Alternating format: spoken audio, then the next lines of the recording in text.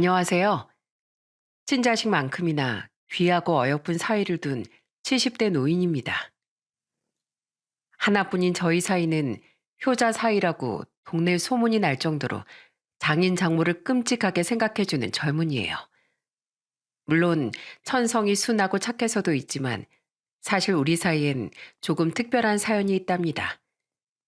요즘 일도 그만두고 집에만 있느라 무료한 노인의 팔푼이 같은 사위 자랑 한번 들어봐 주시겠습니까?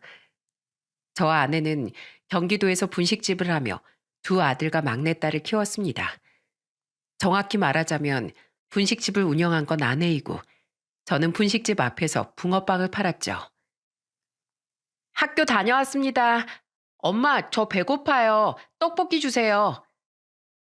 친구들과 놀길 좋아했던 두 아들과 다르게 딸은 부모와 붙어 있는 걸 더 좋아했습니다. 물론 가끔씩 친구들과 놀긴 했지만 딸은 주로 저희 가게로 와서 밥을 먹고 공부를 하던 성실한 모범생이기도 했죠. 공부도 잘하고 부모도 잘 따르는 딸 덕에 아내와 저는 장사를 하며 힘든 와중에도 힘이 불쑥불쑥 솟았어요. 그렇게 소소하고 행복한 삶을 살던 와중 우린 아주 특별한 인연을 만나게 되었습니다. 때는 딸이 5학년이었던 해 어느 봄날이었어요. 쟨 왜 여길 뚫어지게 쳐다보고 있는 거지? 붕어빵을 굽고 있는데 어디서 자꾸 따가운 시선이 느껴지더군요. 고개를 들어보니 멀리 떨어지지 않은 길 맞은편에서 웬 남자애 하나가 계속 저를 쳐다보고 있더라고요. 저희 딸 또래 정도로 보이던 그 남자애는 딱 봐도 부모가 신경을 못 써주는 듯한 아이 같았습니다. 꾸깃꾸깃한 옷엔 흙먼지가 묻어 있었고 언제 감았는지 머리는 약간 떡이 진 채였죠.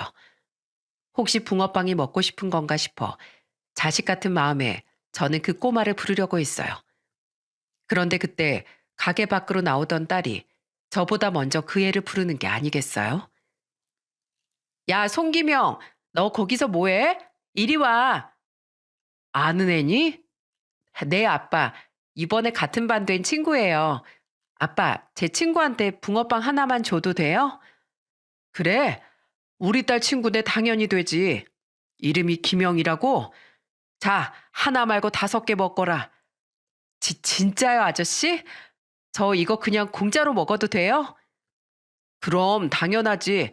대신 이거 먹고 우리 수정이랑 앞으로 친하게 지내주렴. 알았지? 아저씨가 주는 뇌물이야.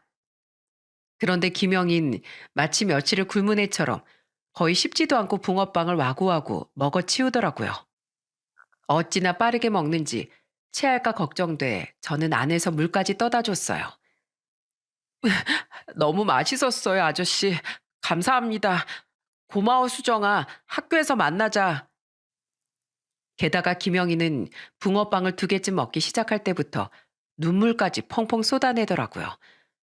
무슨 일인지 물어보려 했지만 김영희는 붕어빵을 다 먹자마자 인사를 꾸벅하곤 사라져버렸습니다. 때문에 저는 김영희 대신 딸에게 물어봤어요. 친한 애니? 혹시 쟤 왜 저러는지 알아? 친하진 않은데 대충 제 사정 정도는 알아요. 제 부모님 없이 할아버지랑 단 둘이서만 사는 앤데 할아버지가 병원에 입원하신 뒤로 혼자 지내고 있대요. 급식비도 못 내고 밥 사 먹을 돈도 없는지 학교 수도가에서 하루에 몇 번씩이나 수돗물로 배를 채우더라고요. 세상에 한창 잘 먹어야 될 나이의 남자애가 수돗물로 배를 채우고 있다니 얼마나 가슴 아픈 이야기입니까? 어느새 옆으로 다가와 함께 이야기를 들은 아내도 안타까운 표정을 감추지 못하더라고요. 아휴, 애가 얼마나 배고팠으면 붕어빵을 먹으면서 울어요. 딱하기도 하지. 수정아, 내일 학교 끝나면 그 애 데리고 와. 아빠가 수정이 친구로서 초대하고 싶다고 말하고. 알았지? 딱해서 밥을 챙겨주고 싶다고 말하면 어린 마음의 자존심이라도 상할까봐 저는 초대라는 말을 빌려 딸에게 말했습니다. 영특한 딸은 제 말뜻을 알아들었는지 다음날 친하지도 않았다던 김영희를 분식집으로 데려왔죠. 저와 아내는 떡볶이며 순대 튀김에 삶은 계란도 듬뿍 넣어서 김영희와 딸이 앉아있던 테이블에 내려놓았어요. 우리 수정이가 김영희 너랑 친해지고 싶었대. 우리 수정이 맨날 아저씨 아줌마 분식집에 와 있거든. 그러니까 김영희 너만 좋다면 매일매일 여기 와서 수정이랑 밥 먹지 않을래? 맨날이요? 정말요? 저 그럼 돈 안 내도 돼요? 그럼 설마 우리가 우리 딸 친구한테 돈을 받을까 봐 떡볶이 순대 아니어도 김밥도 주고 찌개도 끓여줄 테니까 꼭 와서 맛있게 먹고 가. 알았지?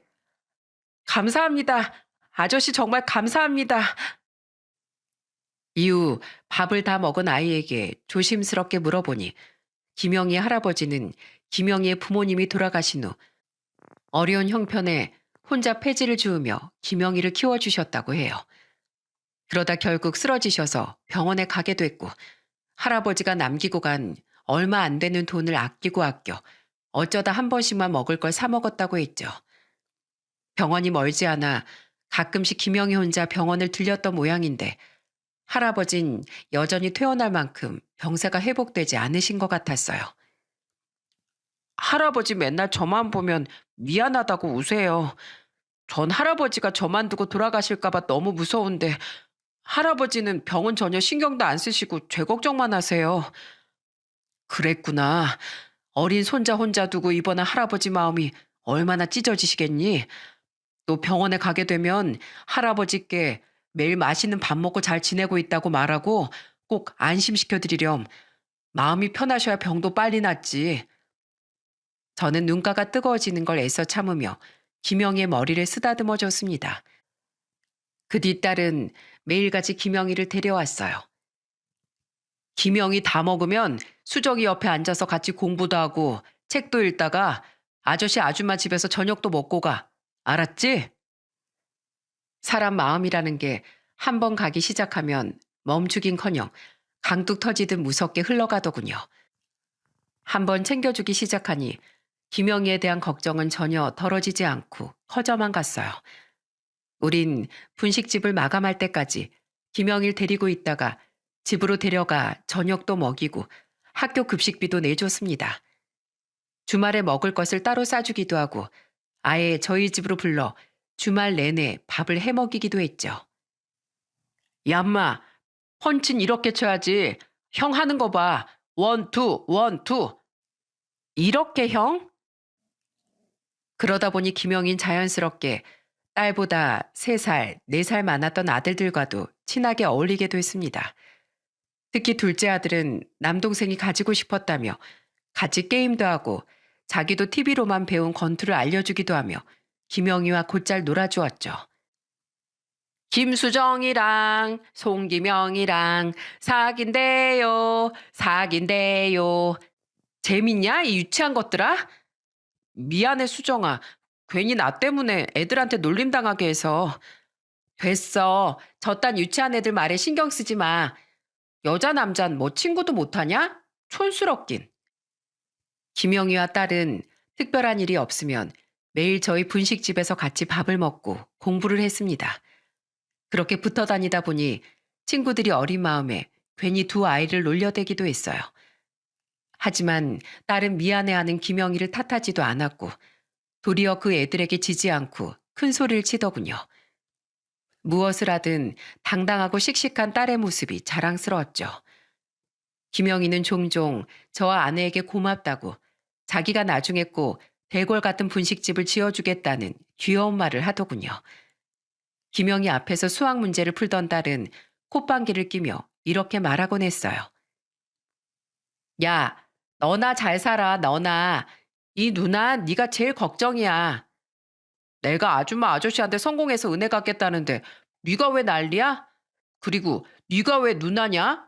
생일도 내가 더 빠르거든? 생일이 뭐가 중요하냐? 너 나보다 공부 잘해? 두 아이가 그렇게 투덕거리는 모습을 보면 너무 귀여워서 입에 미소가 걸렸습니다. 그렇게 아웅다웅 하면서도 두 아이는 서로 잘 맞았는지 어느덧 단짝 친구가 되었더라고요. 다른 무엇보다 아내와 저는 힘든 상황에서도 엇나가지 않고 저희 딸과 열심히 공부하는 김영희의 모습이 참 고마웠죠. 김영희를 챙겨준 지 6개월 정도 됐을 무렵 저는 아내와 김영희 할아버지의 병문안을 처음으로 갔었습니다. 그때 침대에서 일어나기도 힘들어하던 김영희 할아버진 거의 우는 목소리로 저희에게 고맙다는 말을 전하시더군요. 고맙습니다. 우리 김영일 잘 챙겨주셨다고 들었어요. 할애비랍시고 혼자 남은 손줄 데려와서 기껏 한다는 게 나 혼자 병원에 편히 누워있고 애는 방치시켜둔 꼴이라 마음이 말이 아니었습니다. 아닙니다, 어르신. 얼른 쾌차하시고 다시 김영이랑 오순도순 행복하게 사셔야죠.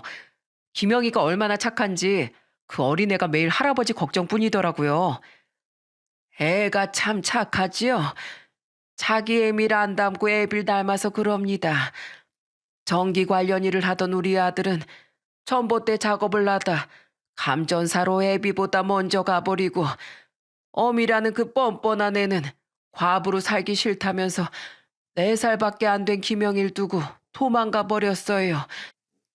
저희 집 앞에 버려져 혼자 흙장난을 하고 있던 김영일 발견했을 때 허무하게 간 우리 아들 생각에 눈물이 하염없이 흐르더라고요. 사장님, 사모님, 보고만 있어도 가슴 저린 우리 김영희 이렇게 잘 챙겨주셔서 정말 감사드립니다. 이 늙은이가 하늘에 가서도 이 은혜 절대 잊지 않을게요. 저와 아내는 몇 번이나 김영희를 따라 할아버지의 병문안을 갔습니다. 그리고 할아버진 결국 김영희가 중학교에 입학한 지 얼마 안 됐던 어느 날 조용히 자신의 아들 곁으로 떠나시고 말았죠. 저와 아내는 딸과 함께 장례식에 참석해 손주 걱정에 차마 눈을 편히 감지도 못하셨을 할아버지의 명복을 가슴 깊이 빌어드렸어요. 김영인 멀리 살던 고모의 손에 맡겨지게 되었습니다. 고모 집으로 떠나기 전날 김영인 저희 가게에서 마지막 밥을 먹고 난 뒤 쭈뼛거리며 제게 뭔가를 건네더군요. 그건 바로 얼마나 아껴뒀던 건지 잔뜩 꾸깃거리던 5,000원짜리 한 장이었죠. 아저씨, 제가 지금은 이것밖에 없는데요. 언젠가 꼭 이거 말고 더 큰 걸로 아저씨 아줌마한테 은혜 갚을 거예요. 그동안 아저씨 아줌마 덕에 저 쓸쓸하지도 않고 배도 골치 않았어요. 제 키가 20cm나 큰 것도 다 두 분 덕이에요. 아저씨가 만들어주시던 붕어빵 맛, 아줌마가 해주시던 떡볶이, 김밥, 국수, 찌개만 그 어떤 것도 평생 잊지 못할 거예요. 수정아, 그동안 거렁뱅이라고 친구들이 따돌리던 날 아무렇지도 않게 옆에서 챙겨줘서 고마워. 나랑 어울려주느라 다른 여자애들이랑 많이 못 놀았던 거 다 알고 있었어. 우리 나중에 꼭 성공해서 만나자. 알았지? 그땐 네가 나한테 잘해줬던 만큼 내가 너한테 더 잘해줄게. 잘 있어. 형들한테도 그동안 고마웠다고 인사 꼭 전해줘. 누가 너 때문에 여자애들이랑 안 놀았대. 나도 그냥 너랑 노는 게 좋았던 거거든. 고모네 가선 맨날 미안하다는 말 입에 달고 살지 말고 기 좀 펴고 지내. 울음을 꾹 참고 마지막 인사를 건넨 딸은 김영희가 정말로 떠나자 입을 크게 벌리고 어린애처럼 엉엉 울었습니다. 아무래도 2년간 1년에 365일을 거의 붙어 지냈다 보니 정이 많이 들어 서운했던 거겠죠. 당시엔 휴대폰도 보편화되지 않았고 김영희가 이사 간 지 6개월 뒤 우리도 멀리 떨어진 동네로 집도 분식집도 옮겼던지라 우린 김영희와 연락이 끊겼습니다. 딸도 우리도 살면서 가끔 김영희 생각이 날 때마다 인상이 좋아 보였던 김영희 고모를 떠올리며 부디 어디선가 잘 살고 있길 마음으로 바라곤 했어요. 우리 인생을 잠시 채워주었던 김영희가 떠나간 후에도 세월은 속절없이 흘렀습니다. 어느덧 아이들은 번듯하게 자라 대학을 졸업하고 회사에 취업해 어엿한 직장인이 되었죠. 그런데 문제는 큰아들이었어요. 너 한창 회사에 있을 시간 아니냐? 왜 벌써 들어와? 조퇴했어요. 몸이 좀 안 좋아서요. 먼저 들어가서 좀 쉴게요, 아버지. 아들은 언제부턴가 자꾸만 회사를 조퇴하고 집에 일찍 들어오더라고요. 가끔은 저와 아내가 괜히 보고 싶었다며 집으로 바로 안 가고 아내와 제가 옮겨서 장사하던 분식집으로 찾아오기도 했죠. 아들은 별일 아니라고 했지만 아무리 봐도 아닌 것 같아 저는 아들을 추궁했습니다. 결국 아들은 눈물을 흘리며 자신이 공황장애 진단을 받았다고 했어요. 처음 입사하고 나서 혼도 엄청나고 상사들 눈치도 많이 보다 보니까 그런 병이 온 것 같아요. 어떻게든 견뎌보려고 했는데 저도 모르게 조금만 긴장해도 숨도 제대로 못 쉬겠고 발작까지 일어나더라고요. 그럴수록 회사 사람들은 자꾸 아프다고 쉬러가고 조퇴하는 절 못마땅해 하고 있어요. 회사에서 제가 무슨 말만 하면 무시하고 요즘엔 아예 투명인간 취급까지 받고 있어요. 저도 정말 이런 제가 싫은데 너무 괴로워요. 아이고 이 녀석아. 그런 일이 있었으면 진즉에 이 아버지한테 털어놨어야지. 혼자서 얼마나 속을 끓였을 거야. 말하면 아버지랑 엄마한테까지 한심한 인간 취급받을까 봐 두려웠어요. 아버지, 왜 전 아무짝에도 쓸모없는 한심한 놈으로 태어났을까요? 다른 사람들은 평범하게 회사도 잘 다니고 인생도 문제없이 사는데 왜 저만 이렇게 하자가 가득하냐고요. 전 제 자신이 너무 원망스럽고 미워요. 그런 말 마라. 어? 사람은 누구나 힘든 시기가 있는 거야. 지금 다니고 있는 병원 열심히 다니고 약 먹고 치료받다 보면 금세 이겨낼 수 있을 거다. 아들은 공황장애 우울증까지 심한 상태였어요. 끝내 아들은 회사 생활을 버티지 못하고 퇴사를 했고 그로 인한 스스로에 대한 원망과 자괴감에 빠져 방 안에만 틀어박혀 지내더군요. 저는 아들이 잘못될까 봐 너무 두려웠습니다. 어떻게든 아들을 도와주려 중간중간 일을 쉬면서까지 아들을 병원에 데리고 다니고 밖에 경치를 보여주러 다니는 등 힘을 북돋아주려 노력했어요. 하지만 아들은 결국 스스로 극단적인 선택을 하고 말았어요. 사회 초년생으로 발돋움한 지 얼마 되지도 않은 고작 나이 27살의 말입니다. 엄마, 아버지, 죄송합니다. 하지만 저같이 사회가 필요로 하지 않는 부적응자는 두 분께도 짐만 될 뿐이에요.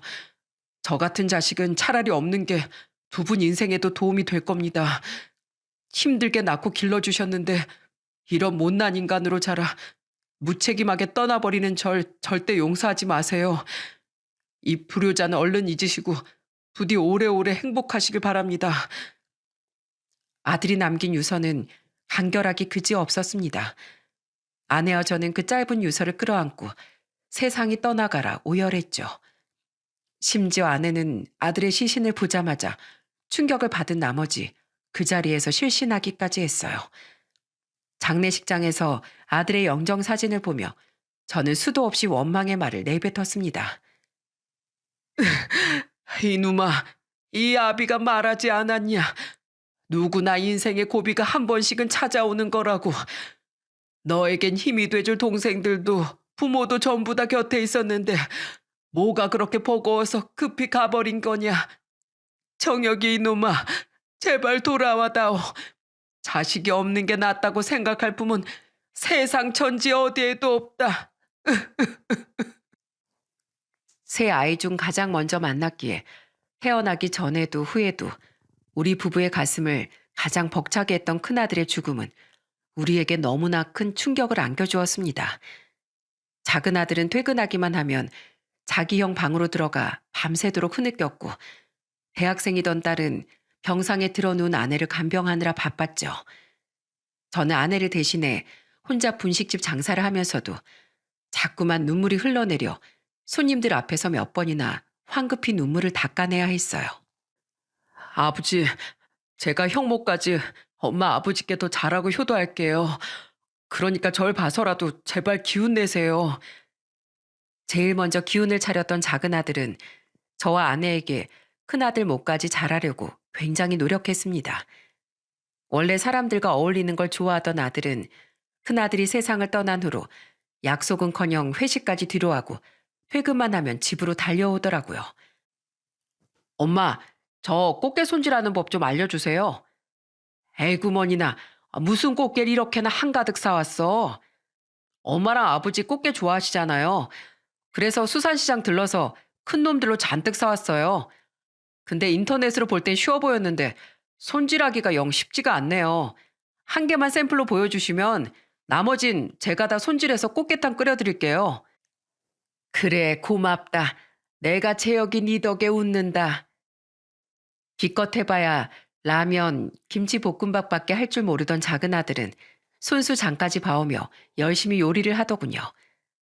게다가 다 같이 할 수 있는 게임기를 사서 아내와 제게 같이 하자고 조르기도 했고, 어떤 날엔 동료를 틀고 어릴 때나 추던 율동까지 추며 저와 아내를 까르르 웃기기도 했죠. 오빠, 결혼 축하해. 오빤 진짜로 자상하고 좋은 남편이 될 거야. 새언니, 저희 오빠 잘 부탁드려요.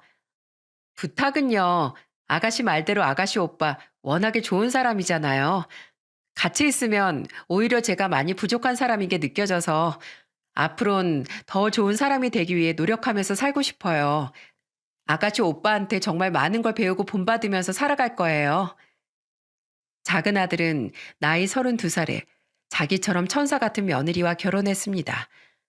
비록 며느리가 불임 판정을 받아 아이를 갖지 못했지만 서로 배려하고 존중하며 알콩달콩 살아가는 모습이 가슴 벅차도록 예쁘게 느껴졌어요. 아버지, 이번 주말에 엄마랑 같이 가평으로 나들이 가요. 펜션 잡아서 1박 2일로 고기도 구워 먹고요. 수정이도 서울에 있는 회사로 이직해서 독립해가지고 두 분 주말에 심심하시잖아요. 우리야 좋다만 너 새아가가 뭐라고 안 하냐? 왜 맨날 우리랑만 놀아? 젊은 부부가 둘이서 놀러 다니면서 추억도 쌓고 해야지. 그러지 말고 둘이 다녀와. 우린 괜찮어. 아버지도 참 제가 집사람한테 물어보지도 않고 놀러 가자고 할까 봐요.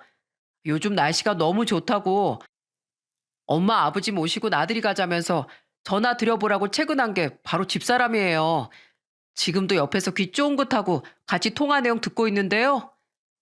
당신은 당신이 계획했다고 해야 더 좋아하시지. 아버님, 이 사람이 이렇게 뭘 몰라요. 이해하세요. 아버님, 요새 개나리가 너무 예쁘게 폈더라고요. 우리 봄 냄새 맡으러 놀러나 가요. 착한 며느린 우리를 친부모처럼 좋아하고 따라주었습니다. 그 마음이 얼마나 고맙고 예뻤는지 모릅니다. 그렇게 아내와 전 마음씨 고운 작은 아들 부부가 오래도록 행복하게 살길 바랬죠.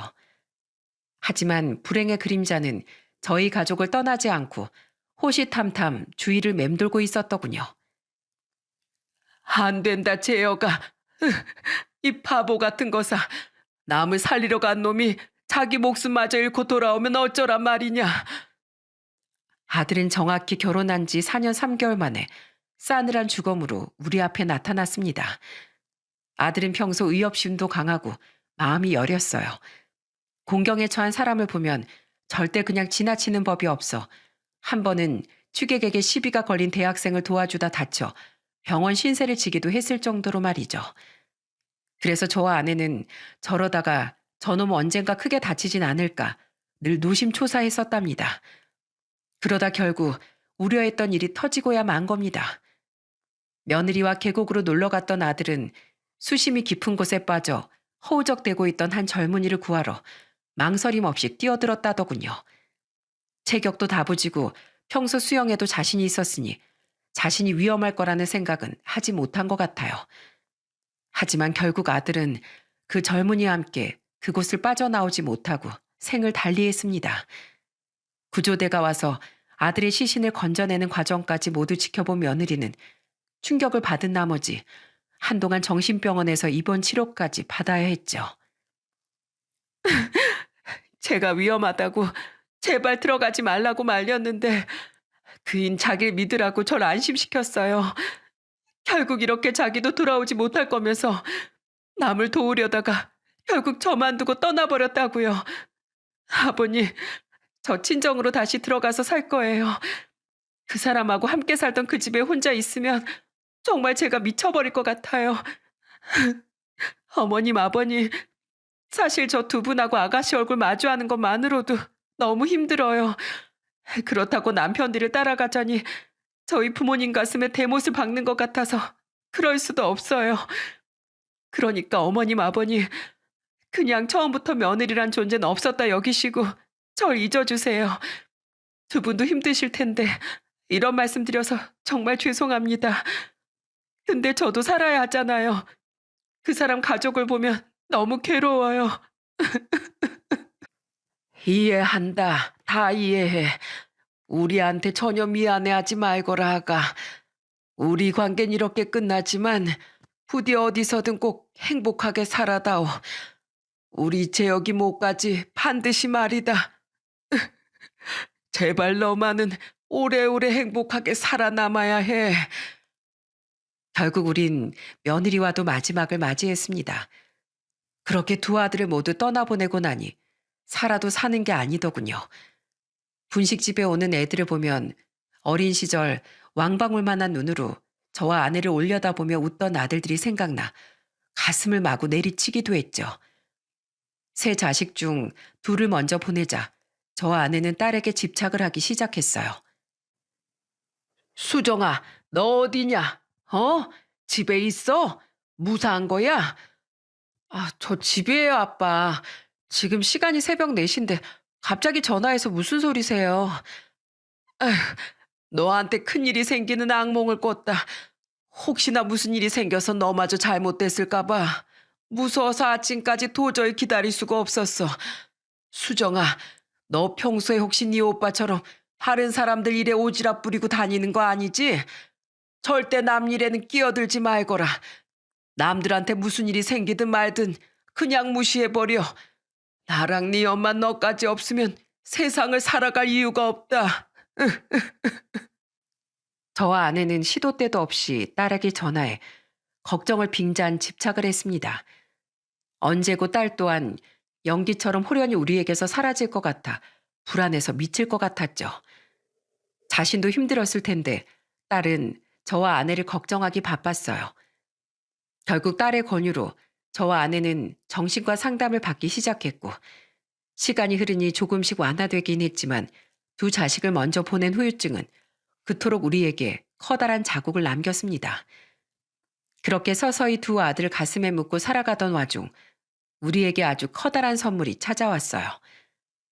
딸이 39살이던 해 어느 날 주말이라 집에 놀러 오겠다던 딸은 놀라운 손님을 함께 데리고 나타났죠. 엄마, 아빠, 저 왔어요. 제가 누굴 데리고 왔는지 보시면 두 분 아마 깜짝 놀라실걸요? 짜잔! 안녕하세요, 아저씨, 아줌마. 정말 오랜만에 뵙겠습니다. 응? 누구신지. 넌 혹시. 말쑥한 양복을 입고 쑥스러운 듯 뒷머리를 긁으며 나타난 청년은 바로 김영이었습니다. 오래전 늘 딸과 붙어 다니며 저희 분식집과 집에서 밥을 먹었던 꼬마 말입니다.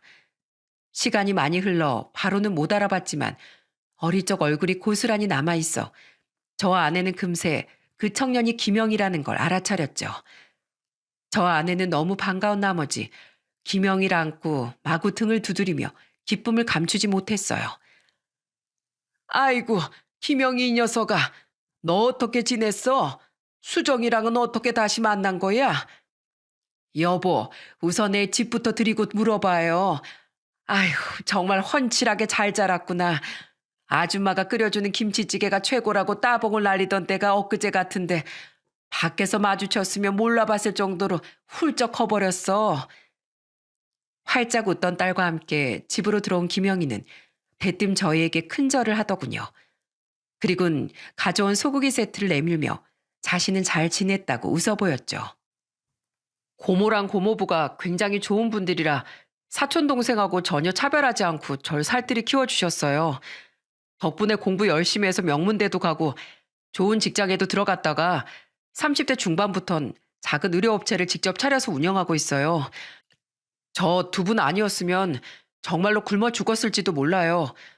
그래서 저도 두 분처럼 꼭 세상에 필요한 사람이 되고 싶어서 그 사업을 시작하게 됐어요. 진작 찾아뵀어야 했는데 너무 늦게 와서 죄송합니다. 그리고 형들 일은 들었어요. 얼마나 상심이 크셨어요. 그래도 두 분 모두 아프신 것 없이 정정하시니 정말 다행입니다. 정말 보고 싶었어요. 아저씨, 아줌마. 김영희는 성인이 된 후 원래 저희가 살던 동네로 찾아왔었지만 이미 가게도 집도 이사 간 뒤 집 전화번호까지 바뀌어버려 우릴 찾지 못했다더군요. 그러다 얼마 전 SNS를 통해 모일 수 있었던 동창회에서 딸과 재회를 했다고 말했어요. 당시 반장이었던 친구한테 SNS로 처음 동창회를 열 거라고 연락이 와서 혹시 수정이를 만날 수 있을까 해서 나갔어요. 전 수정이 말고 친했던 친구도 없었는데도요. 근데 거기 딱 수정이가 있더라고요. 나도 혹시나 네가 있을까 해서 나가본 거야. 왜 SNS로 널 찾아볼 생각을 진작 못했지? 아무튼 엄마 아빠 그때 얘 만나서 오랜만에 어릴 적 얘기 실컷 했어요. 그리고 김영희 얘가 엄마 아빠를 너무 만나고 싶어 해서 이렇게 데려온 거예요. 제 서프라이즈 어떠셨어요? 어떻긴 이렇게 가슴 두근거릴 정도로 기쁜 건 정말 오랜만이구나. 사업을 하고 있다니 정말 장하다 장해. 그 떡진 머리로 울상을 하고 돌아다니던 꼬마가 이렇게 번듯한 청년이 됐다니 아주 감개가 무량하다. 그러게요. 김영아 고맙다. 이렇게 잘 자라주어서 그저 우린 너무 고마워. 왜 우세요 아줌마. 저까지 눈물 나잖아요. 아저씨 아줌마 세상 사람들이 다 절 모른 척할 때 처음으로 손을 내밀어준 두 분의 모습 저 평생 잊지 못하고 기억하고 있었어요. 아저씨가 처음 제게 건네주셨던 붕어빵의 따뜻함, 아줌마가 포크로 찍어 제 손에 쥐어주셨던 떡볶이 떡의 매콤함까지 전부 다요. 고모랑 고모부가 절 길러주신 또 다른 부모님이었다면 두 분은 절 살려서 다시 세상에 내놓아준 낳아주신 부모님이나 다름없어요. 그런 두 분을 이렇게 다시 만나게 돼서 제가 얼마나 감격스러운지 몰라요. 아저씨 아줌마 이젠 두 번 다시 연락 끊길 일 없이 앞으로 이렇게 종종 찾아뵈도 될까요? 제가 비록 두 형들에 비하지 못해도 모자르나마 든든한 아들 역할을 하고 싶어요. 아들이라고? 그게 얼마 만에 들어보는 말인지 모르겠구나. 고맙다, 고마워. 에휴, 결국 나까지 이렇게 주책맞게 눈물이 나는구나. 아내 눈물을 시작으로 김영희와 저, 결국 딸까지 모두 감격의 눈물을 터뜨리고 말았습니다. 그날 김영희는 아주 오랜만에 아내가 끓여준 김치찌개를 먹으며 고모에겐 미안하지만 역시 아줌마의 김치찌개를 따라올 사람은 없다고 감탄을 했죠. 그날 이후 김영희는 사업하느라 바쁜 와중에도 2주에 한 번은 꼬박꼬박 우리를 찾아왔어요. 게다가 무슨 할 말이 그렇게 많은지 딸보다도 훨씬 우리에게 자주 전화를 걸어 안부를 묻고 시덥지 않은 시시콜콜한 일상 이야기를 늘어놓았죠. 저와 동년배인 분들은 아마 아실 겁니다. 자식들 품에서 다 떠나보내고 무료한 삶을 사는 노인에게 그런 일상적인 대화가 얼마나 큰 즐거움과 활력을 불어넣어주는지 말입니다. 아저씨, 요즘 붕어빵 많이 팔려요? 서울엔 붕어빵 파는 데가 진짜 많이 없어졌어요. 노점상이 많이 사라지는 추세다 보니까 말이에요. 겨울에 손 시릴 땐 뜨거운 붕어빵 호호 불어 먹으면서 녹여주는 게 완전 최곤데 아쉬워 죽겠다니까요. 아, 말 나온 김에 오늘 저녁에 아저씨네 놀러 가도 돼요? 퇴근할 때 저 붕어빵 몇 개만 좀 싸다 주세요. 제 부탁 들어주실 거죠? 대신 제가 갈 때 치킨 포장해 갈게요. 수정이도 데리고요. 그런 김영희 덕분에 딸도 전보다 훨씬 자주 저희 집에 내려오더군요. 그렇게 김영희 덕에 무료할 틈이 적어지다 보니 집 생각을 할 여유가 사라져 아내와 저는 딸에 대한 집착도 전보다 훨씬 많이 사라지게 됐어요. 김영희 한 명만 우리 인생에 다시 나타나 줬을 뿐인데 아내와 제 삶은 정신과 상담을 받으러 다닐 때보다 훨씬 밝아지게 된 겁니다. 그런데 너흰 둘 다 홍기가 꽉꽉 찼는데 왜 결혼 소식이 없어? 그러게 말이에요. 혹시 나랑 우리 영감 눈에만 너희가 선남선녀로 보이는 거니? 너희 밖에서 인기 없어?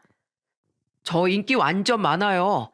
수정아, 말 나온 김에 오늘 말씀드릴까? 그러자. 엄마, 아빠. 안 그래도 조만간 말씀드리려고 했는데요. 저 김영이랑 결혼하고 싶어요. 벌써 우리 연애한 지 2년 반이나 됐어요. 그동안 김영희가 일 때문에 너무 바빠서 미뤘었는데 얼마 전에 프로포즈 받았거든요. 뭐? 너희 둘이? 진짜야? 네, 아저씨, 아줌마. 아니, 장인어른, 장모님. 두 분의 귀한 딸을 제게 주신다면 제가 평생 수정이 눈에서 눈물 날 일 없이 행복하게 만들어 주겠습니다. 사실 저 옛날에도 수정이 짝사랑했었어요. 제 첫사랑이 바로 수정이었거든요. 그런데 이렇게 기적같이 수정을 만나 사랑까지 받게 됐으니 앞으로의 인생은 수정이랑 떨어지지 않고 오순도순 살아가고 싶습니다. 부디 결혼 허락해 주세요.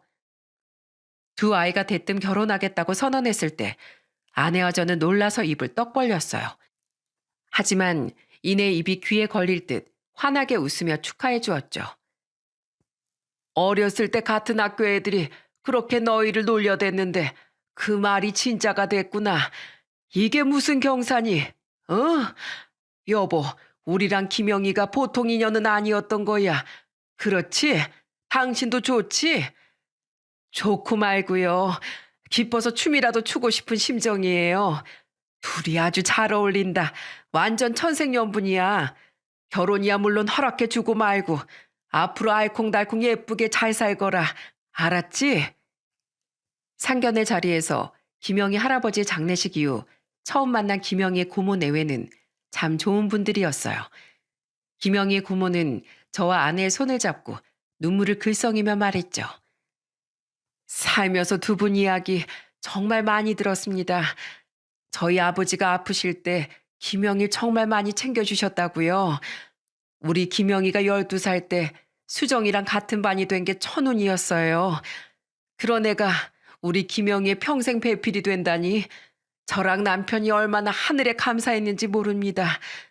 늦었지만 이제라도 두 분께 감사했다는 말씀 꼭 드리고 싶네요.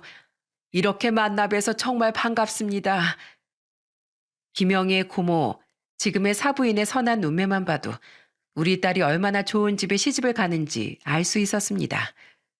그리고 상견례가 끝난 뒤 자리에서 일어난 김영희는 제 손을 조용히 잡곤 이렇게 말했어요.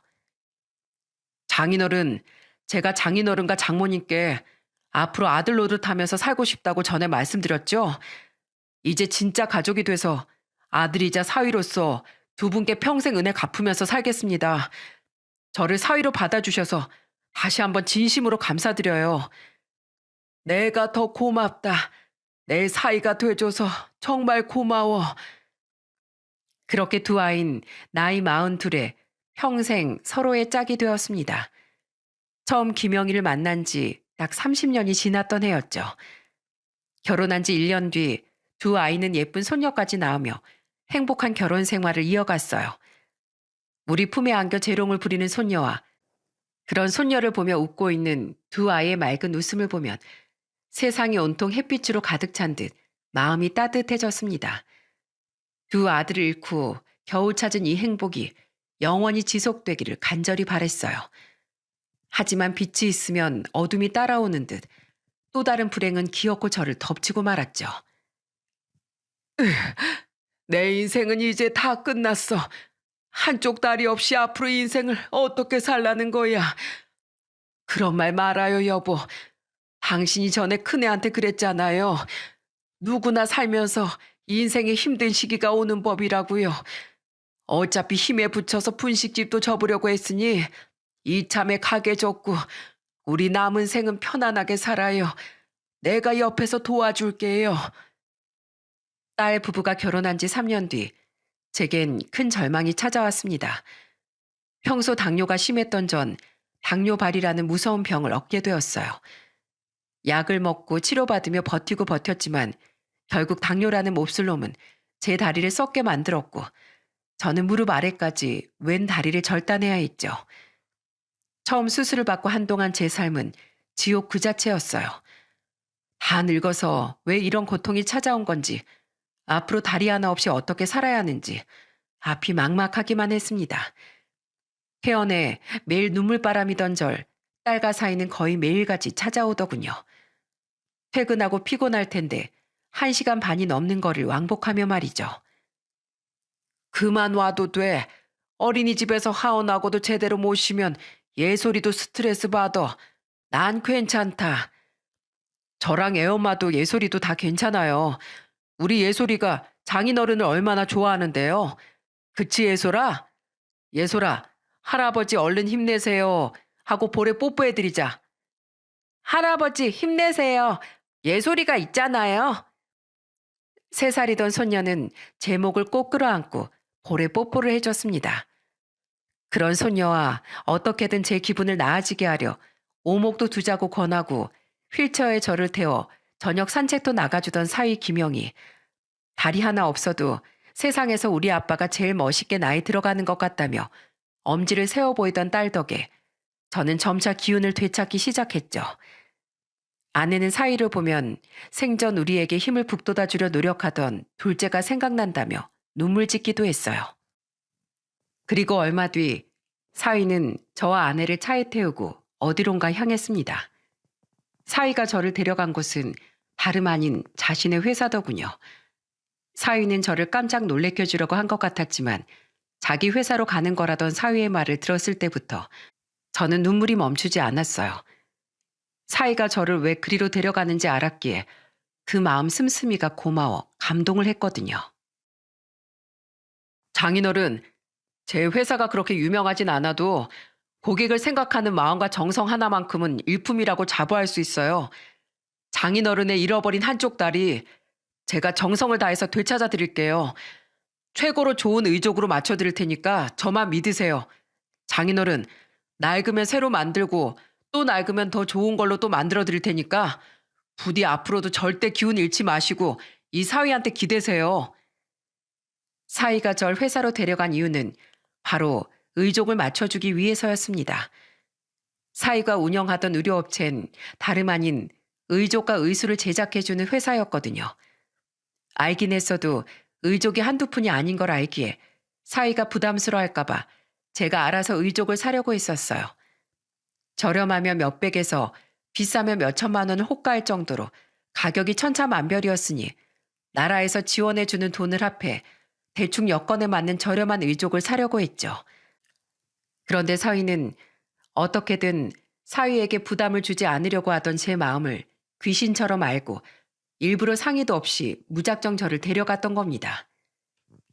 아직 자네 회사도 많이 크지 않아서 큰 손해일 텐데 내가 이런 비싼 걸 받아도 되는 건가? 아휴, 장인이 돼서 사위에게 도움을 주지 못할 망정 내가 너무 염치가 없네. 그런 말씀 마세요, 장인어른. 제가 장인어른께 그동안 받은 은혜에 비하면 이 정도는 먼지만도 못해요. 그리고 장인어른 장모님, 분식집도 정리하셨으니까 서울로 올라오셔서 이젠 저희랑 같이 살아주시면 안 돼요? 저희를 위해서라도요. 매일매일 경기도로 왔다 갔다 하다 보니까 힘들어 죽겠어요. 네? 저 장모님이 해주시는 음식도 더 자주 먹고 싶어요. 같이 살아요, 우리. 네? 예? 게다가 사위는 저와 아내에게 애교를 부리며 합가까지 권하더라고요. 말은 자기들이 오가기 힘들어서라고 했지만 사실 안 오면 그만인 거잖아요. 사위는 저와 아내가 미안해할까봐 그런 핑계까지 괜히 붙여댔던 겁니다. 그런 사위의 마음이 너무 고마워 저는 결국 두 손에 얼굴을 묻고 눈물을 터뜨리고 말았죠. 싫을 이유가 뭐가 있겠니? 너희가 부담스러울까봐 걱정인 게지. 고맙네 손서방. 내가 전생에 무슨 덕을 쌓아서 자네 같은 사위를 만났나 몰라. 늙음하게 자네를 다시 만난 건 내 인생에 2번 다시 없을 큰 복이네. 손서방 자넨 항상 나랑 영감을 울보로 만들어 버리는구먼. 내 너무 고마워서 그러니 한 번만 안아보세. 저와 마찬가지로 감격한 아내는 사위를 끌어안고 사위의 어깨 쪽지를 눈물로 적셨습니다. 저 또한 일어나서 사위를 안아주고 싶어도 다리 때문에 그럴 수가 없었는데 그런 제 마음을 알고 사위는 허리를 잔뜩 숙여 먼저 저를 안아주었죠. 그렇게 1년이 지난 지금 저와 아내는 살던 집을 정리하고 딸 부부와 합가를 했습니다. 또한 사위가 맞춰준 무려 3천만 원 상당의 고급 의족을 차고 생활하고 있죠. 매번 꼼꼼하게 의족을 점검하고 살펴주는 사위에게 저는 늘 고마움을 가지며 살고 있어요. 근력을 기르기 위해 저는 열심히 재활운동도 하고 있습니다. 또한 운동 삼아 4살 된 손녀를 아내와 함께 직접 어린이집에 데리러 가곤 하는데 이런 제가 창피하지도 않은지 손녀는 저를 보기만 하면 후다닥 달려와 와락 제 품에 안기곤 해요. 할아버지, 보고 싶었어요. 요 녀석, 아침에 집에서도 봤는데 그새 이 할애비가 보고 싶었어? 항상 저와 아내를 졸졸 쫓아다니며 맑게 웃어주는 손녀 앞에서 저는 항상 무장해제가 되곤 합니다. 손녀 바보에선 헤어나올 길이 없다더니 그 말이 정말 맞는 말이더라고요. 아, 손서방, 나 다 봤네. 방금 저기 검은 돌 옆으로 쓱 옮겼지? 타짜도 아니고 오목으로 치사하게 사기치기 있나?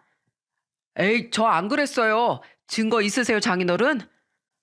여보, 나도 봤거든? 진짜 46이나 먹고 유치하게 왜 그러냐? 아무튼 엄마 아빠랑만 있으면 자꾸 저렇게 초딩처럼 군다니깐. 봤어? 아, 죄송해요, 장인어른. 저도 밖에 나가면 대표님 소리 들으면서 제법 점잖게 구는데 꼭 이렇게 집에만 오면 이런다니까요. 아마 장인 장모님을 처음 제가 뵀을 때가 어렸을 때라 두 분하고 있으면 어린애가 된 것처럼 마음이 편안해져서 그런가 봐요. 웃으면서 은근슬쩍 넘어가려고 해도 소용없네. 사기칠 때마다 벌금 10,000원씩 내기로 한 거 안 잊었지? 여태 3번이나 걸렸으니 3만 원 어서 내놓게. 저 양반 사이한테 벌금 뜯다가 아주 부자 되겠네. 제 저녁 일상은 주로 사이와 오락도 하고 차를 마시며 수다도 떠는 겁니다. 당뇨 때문에 술을 멀리하는 저를 위해 사이가 몸에 좋다던 각종 차를 사오고 있거든요. 이렇듯 수많은 불행을 겪긴 했지만 저와 아내는 다시 행복을 되찾고 평온한 노후를 살고 있답니다.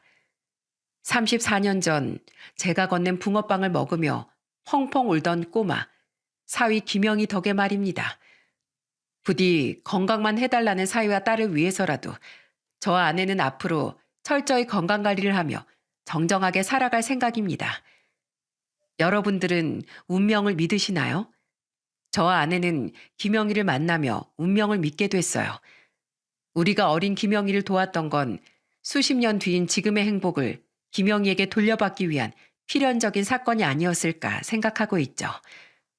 여러분, 그러니 저는 제 사연을 통해 어려운 이웃을 부디 외면하지 말고 따뜻한 손길을 내밀어 달라는 말을 하고 싶었습니다. 물론 내가 가진 걸 남에게 조건 없이 베푸는 것이 쉬운 일은 아니지만 작은 선행으로 운명과도 같은 인연을 선물 받을 수 있다면 그거야말로 진정 여러분을 위한 일이 아니겠어요? 부디 세상을 아름답게 만드는 선행으로 언젠가 저처럼 드라마 같은 사연의 주인공이 되셨으면 좋겠습니다. 그럼 세상 모든 어려운 이들이 제 사위 김영희처럼 밝은 미래를 맞이하길 바라며 이만 사연을 마칠게요. 모두 행복하세요. 감사합니다.